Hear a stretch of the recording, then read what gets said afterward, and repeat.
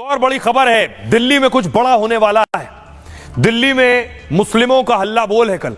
दरअसल तैयारी यह है कि वक्फ रिपोर्ट आ चुकी है, वक्फ बिल लाने की सरकार तैयारी कर रही है और इस वक्फ बिल के विरोध में कल से एक बड़े प्रदर्शन की तैयारी। अगली तस्वीर में आपको दिखाऊं, जमीयत दिल्ली के जंतर मंतर पर बड़ा प्रदर्शन करने जा रहा है। इसे शाहीन बाग का नाम भी दिया जा रहा है। उस तरह का प्रदर्शन होगा।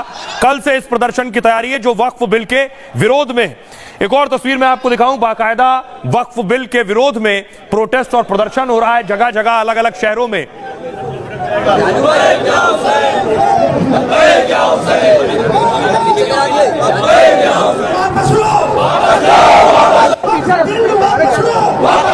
वक्फ बिल वापस लो के नारे लग रहे हैं। बाकायदा all India Muslim personal law board ने भी एक पोस्टर जारी किया है। यह पोस्टर है, जंतर मंतर का कॉल है इस पोस्टर में, चलो जंतर मंतर 17 मार्च सुबह 10 बजे।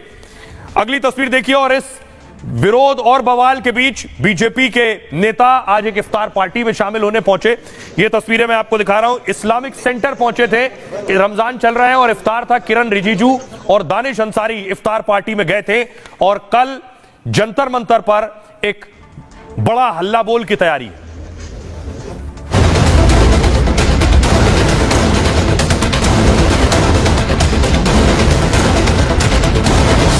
दिल्ली में जुटने वाले हैं लाखों मुसलमान और शुरू होने वाला है भारी घमासान।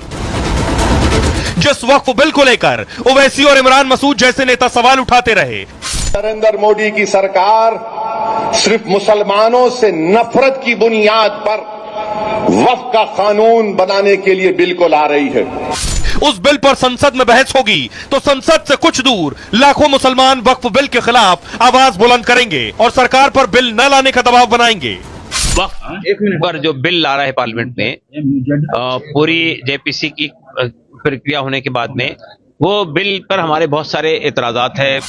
जंतर मंतर पर होने वाले इस महाधरने को शाहीन बाग पार्ट 2 का नाम दिया जा रहा है और चर्चा है इस धरने में ओवैसी जैसे सांसद भी आ सकते हैं।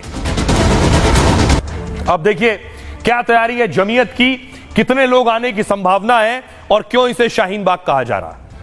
अब से कुछ घंटे बाद दिल्ली में मुसलमानों का हल्ला बोल होगा। लाखों की संख्या में मुसलमान जंतर मंतर पर धरने पर बैठेंगे, वक्फ बिल के खिलाफ अपनी आवाज बुलंद करेंगे।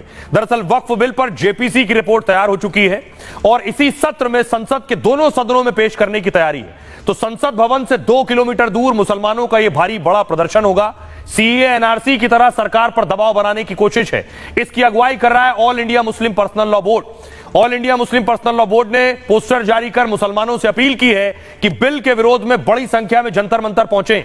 उसने वक्फ बिल को सरकार की सोची समझी साजिश कहा है। All India Muslim personal law board के साथ जमीयत भी इस धरने में साथ आ गया है।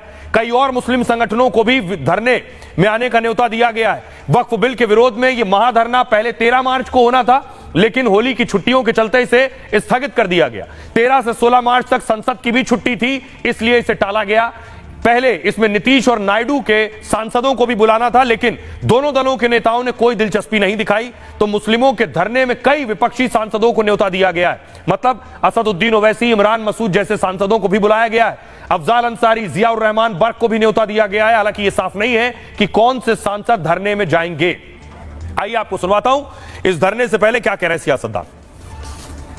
भारत में मुसलमान आजाद है और मजहबी एतबार से कभी भी किसी व्यक्ति ने या किसी हुकूमत के अहलकार ने मजहबी रसूमात को अदा करने से नहीं रोका। मुस्लिम पर्सनल लॉ बोर्ड के लोग मुसलमानों को गुमराह कर रहे हैं, उत्तेजना फैला रहे हैं। नरेंद्र मोदी जी की सरकार हिंदू मुसलमानों को जोड़ना चाहती है। वक्फ बोर्ड की जमीन जो है ये कुछ लोगों के हाथ में थी, उसका कुछ समाज के लिए बहुत फायदा नहीं था, इसलिए जो बिल आया है इस बिल में अमेंडमेंट के लिए भी सरकार तैयार है अभी। और वो जो बिल पास होगा तो जो गरीब मुसलमान है, गरीब मुसलमानों को फायदा करने के लिए ही ये बिल पास हो रहा है। नीतीश कुमार जी जो है उसके अलाई हैं एनडीए गवर्नमेंट के और एक सेकुलर पार्टी को बिलोंग करते हैं, तो ये उनकी जिम्मेदारी है कि वो उसको सपोर्ट ना करें इस बिल को।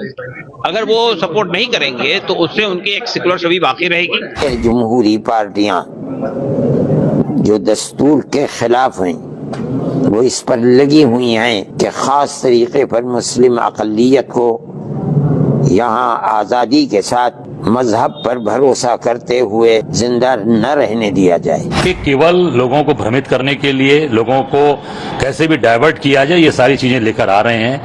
ये सरकार महंगाई पर बात नहीं करती, बेरोजगारी पर बात नहीं करती, और चर्चा किस पे करती है? केवल बिल पे। क्यों? क्योंकि कैसे दिमाग लोगों को घुमाना है। ऐसे प्रोटेस्ट डेमोक्रेसी में कोई भी कर सकते हैं। मुझे लगता है कि ये प्रोटेस्ट डराने की कोशिश है, प्रेशर क्रिएट करने की कोशिश है, लेकिन ये नरेंद्र मोदी की सरकार है, किसी भी प्रेशर में झुकने वाला कोशिश नहीं।